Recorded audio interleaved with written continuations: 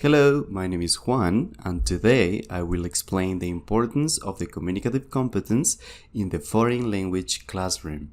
As English teachers, we are constantly looking for ways to help our students develop the skills they need to communicate in English. But first, what is the communicative competence? It may sound like an easy question, and actually it is not. So let's go back to 1972. In this year, the author Delheims coined this concept for the first time. He said that the communicative competence is the ability to effectively use language in different social contexts. For him, communicating is more than grammar, vocabulary, and rules. When you want to communicate, you need to be aware of when it is okay to say something, what you need to say depending on the sociolinguistic and sociocultural contexts.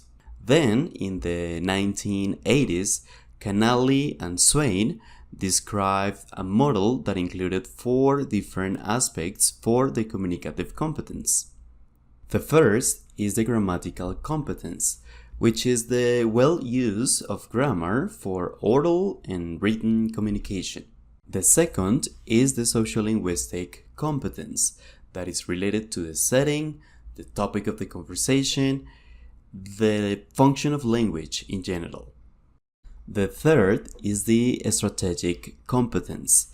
When we talk about speakers who are learning a second or foreign language, these are the strategies that they use to overcome those problems that they could have when communicating, as the other competences are not fully developed. Finally, we have the discourse competence, that is the ability to have coherence and cohesion when combining sentences together. So now that we know what the communicative competence is in general, let's talk about interaction. This is really important in the classroom.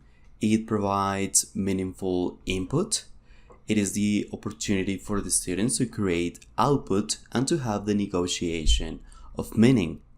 It is the moment that our students put into practice everything that we teach to them. In my teaching context, I teach English for specific purposes. My students range from different ages, they all have different English levels, and they are usually in big groups.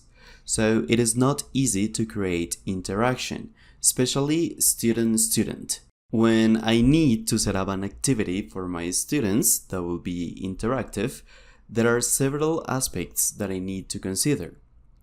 Their English level in general, their different affective factors and learning styles, the physical space and the class size, if I want to focus on fluency or accuracy, some scaffolding strategies for those ones who are struggling, and what will be my role during the lesson. As an example of an interactive activity, I would like to describe an icebreaking that I would use with my students. For this activity, I just need some pieces of paper and the board. So I arrange the classroom in a big circle and each student receives a piece of paper. I explain them that there are some questions that are written on the board, so they need to answer those questions on the piece of paper. They should not write their names. And then when everyone finishes, I will tell them that we are going to have a snowball fight. So I will ask them to crumble their pieces of paper and start throwing them around the circle. In the end of the snowball fight, everyone is going to pick up a piece of paper from the floor. Then I will arrange the classroom in different groups of 5 students could be, and they're going to start asking questions to each other. Their goal is to find out if the owner of the piece of paper that they have in their hands is in the group. The group that identifies the largest number of students is the winner.